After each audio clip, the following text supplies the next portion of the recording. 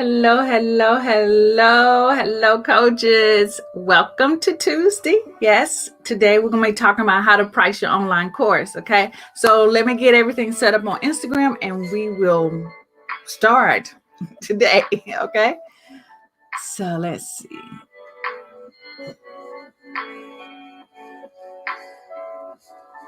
Okay, and put this in the comment.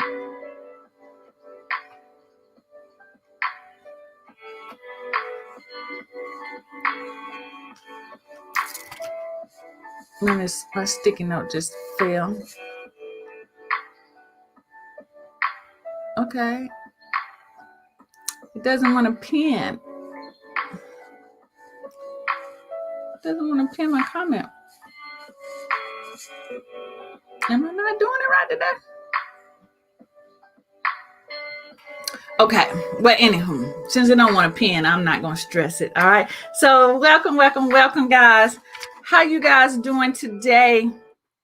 I'm excited to share with you about how to price your online course. This is probably one of the biggest questions that I get a lot about. If it ain't about, how to create a course, it's about what should I price it, okay? So typically, most of you who have followed some of my teachings, who are part of my coaching business Simplified Club, you know that I don't give you a number. Okay, I'm not going to say you should charge this, right? Because everyone's income goals, financial goals, what they put into it is all different. What I'm going to share with you are 7 things that you should consider when you are pricing your online course, okay? And these are things that everyone might not be, and this is the reason why I don't give you the exact price, because everyone's going to be putting different things into it, and you'll know what I'm talking about in just a few minutes when I share these 7 things, okay? So again, for those of you, if this is your first time seeing my face in your feed, my name is Elise Michelle. I am a content creator, and I'm also the founder of Coaching Business Simplified. And I absolutely love helping coaches figure out this whole marketing thing online and offline. I understand the struggle, believe me, right? The struggle of marketing online, what to say, what to post, how do you get in front of the right people, how to attract the right clients. I understand it is a pain in the butt to do and figure out, but I got you. That's why I'm here. This is why I show up for you. This is why I'm going to continue to show up for you. This is the reason why I'm going to give you the strategies and tools to make sure that that happens for you. All right. All right. So guys, today what I'm going to be talking about, hola Rosa. What I'm going to be talking about is how to price your online course and the 7 things that you should consider when you're pricing. Okay. All right. So let me get my fan. Let me get me something to drink. And by the way, let me go ahead and give my girlfriend, hello, Chantel, my girlfriend, a shout out.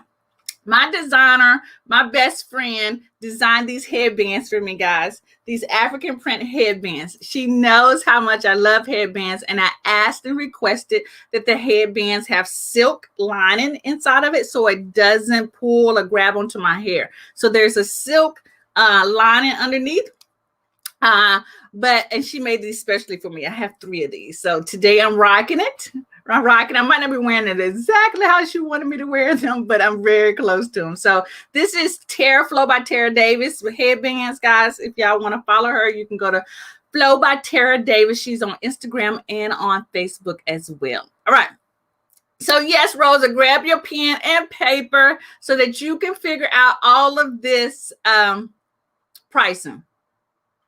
No, Rosa, it will not leave a dent in your hair at all. These are like, this is tied. Like I actually tied this knot up here. So I could turn it around and wear it. And the band is about this thick, which is really nice. I don't know if you can see that underneath. The band is pretty thick. Oh, I need to look. It's pretty thick, but I've got hairpins in there to make sure it doesn't slide off. But it doesn't pull my hair at all. Okay. All right. And doesn't leave a dent. It doesn't leave a dent at all because it's not that tight. All right. So, okay. Flow by Tara Davis. If you're looking for headbands like this. Okay. She does masks as well. She does all kinds of stuff, but these are African print. All right. Okay. Back to the subject. All right. So today what we're going to be talking about again is how to price your online course. Okay. And so the first thing that you want to, yes, that's exactly Flow by Tara Davis. The first thing that you want to consider is if you did any type of outsourcing for this course, right? So if you had someone create the PowerPoint slides, if you had a virtual assistant do the research, like put that cost into it as well when you're deciding about the cost of your course, because that's part of the cost of doing business. And you want to make sure that you get the return off the cost of doing business as well as with profits on the outside. So you have to consider, did you put any outsourcing into this? Did you pay for anyone to do any part of this course that you've done? Okay. All right. So outsourcing. That should be considered when you are pricing. What things did you outsource? Did you outsource to a virtual assistant? Did you outsource to a graphic designer to do some of the logo, to do the PowerPoint slides, the creation, those type of things? Put that in, okay?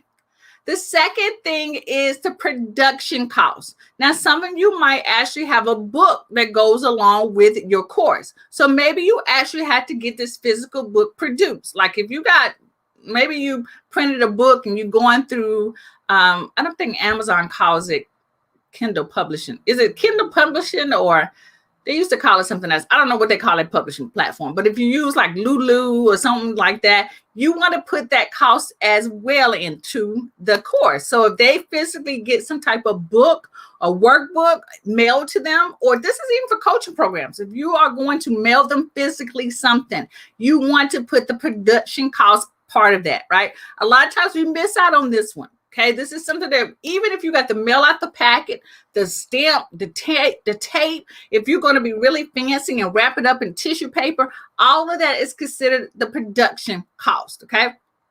Yes, Chantel, is KDP, Amazon Publishing. That's it. You know, sometimes I forget stuff. So you've got production costs. That's number 2. Number 3 is going to be promotion costs. Are you running any type of Facebook ads? Are you planning to run any Facebook ads? Did you run any Facebook ads in the beginning to get your brand, like a brand awareness Facebook ad? What is the promotion cost? Are you hiring a social media manager? Do you have a social media manager, right? Do you pay them monthly? That should be part of the things that you should consider as well when you're pricing your course. We forget about that. We think about, oh, our social media manager, she just does this for me on the off days. But if you have a social media manager, I'm pretty sure you're going to give her a whole lot more content during the time you're going to launch your course. So that cost has to be anticipated and put inside of there too when you start to break all the costs down. Okay. So that was number 3, the promotion cost. The 4th one is going to be your fair market value. Now, this is where we spend most of our time. This is where we start to think. I think this is where we gauge what the price anyway.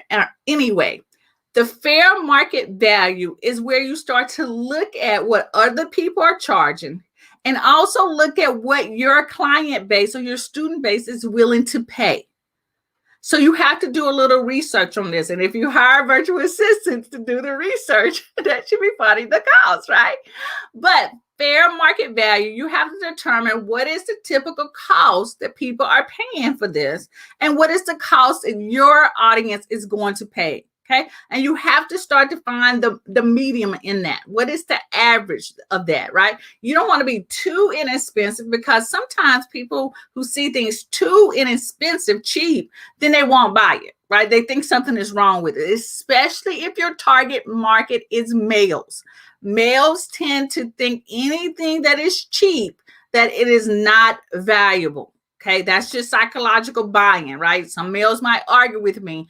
But underlining, right, they don't tend to shop at consignment stores. They don't tend to shop at Goodwills. Not a lot of males. That's why they don't have large sections of male clothing in those type of stores, right? Even in Target and Walmart, they just don't have a large section because men feel like if it is cheap, then it doesn't have value. It doesn't last. But that's if you have your target market is males.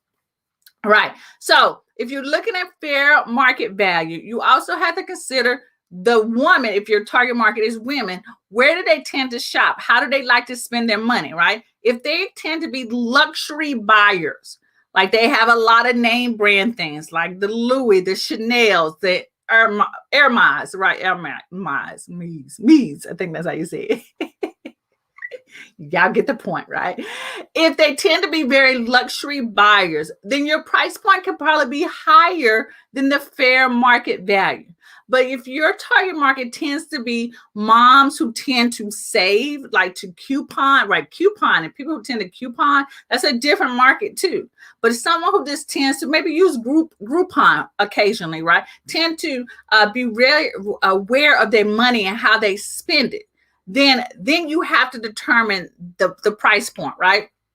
And the good thing about fair market value, if you already have an audience, you can ask them, hey guys, I'm putting together a 6-module course. Each module, there are 2 videos. It comes with worksheets. The videos are about, each video in each module is about 30 minutes long. So that's a total of whatever, right? How much would you pay? And you talk about the subject matter. Subject matter is really key as well, right? So an example of that is if I decide to ever teach Facebook ads, okay, that would probably be in a mastermind course. That price of that course is probably going to be one of my higher tiers because Facebook ads is a very hot commodity. It changes every 6 months. Something changes on the platform. Something changes on how you do this or what Facebook is not liking. So that training has to be a higher price point because of the subject matter. So the fair market value also depends on the subject matter. Okay. Personal development type courses tend to be less expensive. Okay. Personal development, like habit tracking, how to be more productive, time management. Those type of courses tend to be less expensive. People are there's a price point for how much you're going to pay for that, right? But when you start teaching them technical things that they can't really find in a book, or if they try to Google it or try to find it on YouTube, they're only going to get a little bit of information, then that's when the price point is higher. Does that make sense, everyone? Okay, so that's fair market value. Number 5, okay, number five, right? And before I go into number 5, if you guys have not downloaded my marketing starter kit for coaches, then you definitely want to do that. If you're still struggling with how to market, get in front of the right type of clients that actually want to buy from you, buy your courses, buy your coaching program, just even watch your Facebook lives or YouTubes, then you definitely want to get this marketing starter kit. You can go to aleexmichelle.com/the kit to download this. Okay. All right. So let's go to number 5. Number 5 is going to be the operational cost. Now, this one is something we consider sometimes, and sometimes I forget about this, but the operational cost is how the hosting, that's what I want to say. If you have to host this course somewhere, I don't care if you have to host it on Dropbox, right? If you have to host it on Member Value, right? Or you got to host it on Amazon. I think Amazon has a storage place as well. How much is that going to cost you? If you're hosting it on your website, you want to also anticipate the cost in that. So what is the operational cost to get this done? If you're doing it on Kajabi, right? There's so many different places. Thinkific, right? What is the operational cost for you to host this course? You want to put that in there as well. If you're doing live Zooms, there's a cost to that as well. What is the operational cost from that? And then you want to break that down. Okay. Now, if you're thinking, and this is something that's just downloaded for me, if you're thinking like, how do I calculate all this? Well, you look at how much this costs you per month, and then you divide that by the week, and then maybe you can divide it by daily, and it gives you what this costs you on a daily basis, and then you put that daily amount into that course. Thank you, Rosa, for that. Okay. So operational costs. If you're hosting it somewhere, if you are, you're using Google, I meant to say Dropbox, Google Drive. Maybe you have you have to upgrade to the larger storage place. What does that cost for you? For me, I use Dropbox. And so I don't even know how much I pay a month for Dropbox, but I needed the storage. That will be part of my operational cost. And that's what you want as well. Okay. All right. Number 6, right? Number 6 is going to be any training that you had to get to make sure that this course would work or that you could host it. So whatever training that you had to pay for, even if it's coaching, right? So maybe you signed up for a laser coaching session with me and you had questions about your online course. You put that into the cost as well because you got coaching to make this course even better or learn how to market it. If you're part of some training, if you can use my membership. If you're paying the $47 a month, that is your training as well to help you become a better coach. So the more training you get, the more expensive the course is because people are paying for that expertise from you. That should be part of the cost, the things that you should consider as well when you're pricing your course. Okay. And then the last thing, and again, this one is really popular because we tend to do this a lot, is what is your hourly rate for you to do this? If you're sitting down, typing and creating all of this, right now, what would be your hourly rate? Typically, we use the hourly rate that our 9-to-5 paid us, right? My hourly rate as a professor was $47 an hour. That's what I got taught to teach a class, a 4-hour class each day. So I sort of would, when I first started, I started off with that. I'm going to do $47 an hour, right? That's what, if I was creating a course at the university, that's how much they would pay me. So I'm going to sit down. It took me, 6 hours to create this course. What is 47 times 6? That's how I would calculate how much I would add into that for that course. Okay. I was going to get my words out. Get some water. Now, as you get better, right? As you get to know more and more about the subject matter, then you wouldn't use your 9-to-5 as your hourly rate, right? My hourly rate right now is $197. When I first started, it was $47. So as you grow in knowledge and confidence and experience, your hourly rate would increase. Right. So that's if you're creating. Maybe you're not creating it, right? So you don't have an hourly rate and you have outsourced it for someone else to do it. Then that's where number 1 come in at, is where you use the outsourcing. How much did you pay to outsource this out? You see what I'm saying? So once y'all start looking at these are 7 things that you should. I just can't get my words out today, y'all.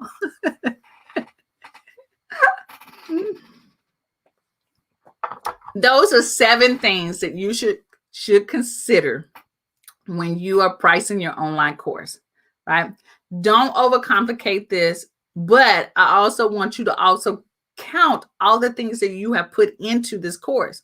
Sometimes if you've outsourced it, had production costs, promotion costs, and you decide to charge $7 for a course, a 7-module course, I'm not going to be happy with that because you are devaluing yourself because you put so much into it. And if you do have a market value or a customer base that only can spend $7 on a course, then it shouldn't be 6 modules, right? Maybe it's a 30-minute course with a worksheet that comes along with it if you're going to charge $7. But if it's 7 modules, if it's taking you 6 hours to create, then that definitely should not be a $7 product, right? Again, I don't like to give numbers and pricing because so many of you have put so much more into things than myself. Maybe I'm going to take a course that, maybe I take all these courses right now that I'm sharing with you about pricing and online courses, and I take them all down off of my free platforms, off of YouTube, off of Instagram. And then I decide to bundle them all into a course on how to market how to market your online course. Now, the time I put into it, I tend to do these it takes me I'm around 30 minutes. Then I can calculate that maybe these 4 videos might be $97. Okay. But I'm taking in consideration the outsourcing that I do. I'm taking in if there's production costs, operational costs. It is going to be an operational cost because I have to host this course somewhere. Y'all see what I'm saying? So those were 7 things that you should consider when you are pricing your course, right? I have them all on the sticky notes. So I hope you took good notes. Hello, D. And it helps you to start thinking about how much to charge for your course. Do not devalue yourself. You are worthy of charging more. if you feel like you're putting so much energy into a course and you know your audience will not pay for it, you need a new audience. You need to start interacting with a new audience. Okay. You need to start finding people who will pay for it, right? I thought when I first started in my coaching business that my coaching program was too expensive, right? But I had a coach that told me in the back of my mind, you better not be charging $10 for something. You better not be charging $97 for your coaching services, right? He made me start off with $497. $497, and he really wasn't comfortable with $497 either. But I started that, and I got my first coaching client at the $497 rate, and I think it was like a 4-week coaching program. Once that person paid that $497, I knew I was targeting the right group of people. So you have to find where your tribe is, where your audience is that is willing to pay what you feel you are worth. And to me, you guys are worth millions of dollars because you are very knowledgeable about what you do. You have to find that audience who's willing to pay that same amount for you as well. All right. So I hope those tips, those things that you should consider really helped you, right? Let me know that you found value in this training by giving me a heart, give me a thumbs up, whatever you want to do. But let me know that you found value in this. And as the week or the month, as the month starts to wind down, I will continue to give you more information and strategies on how to market and price and get your course out in front of people, because I am all about helping you coaches start to build your digital assets, right? We need to start bringing in passive income in our business, and courses and digital products is the way to go. This is how you make this, you take your coaching business to the next level. Right. Thank you, Dee. Thank you so much. All right, guys. You guys have an awesome and blessed day. I'll be talking to y'all later. All right.